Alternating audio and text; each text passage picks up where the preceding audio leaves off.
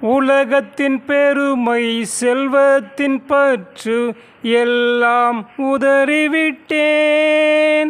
உடல் பொருள் ஆவி உடைமைகள் யாவும் ஒப்பு கொடுத்து விட்டேன்.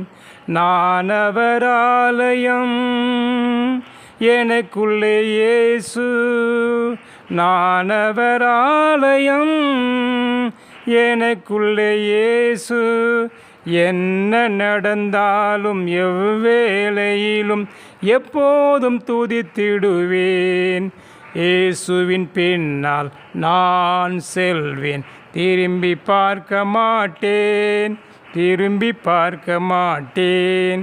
சிலுவையின் முன்னால் உலகமே பின்னால், இயேசு சிந்திய இரத்தத்தினால் என்றும் விடுதலையே.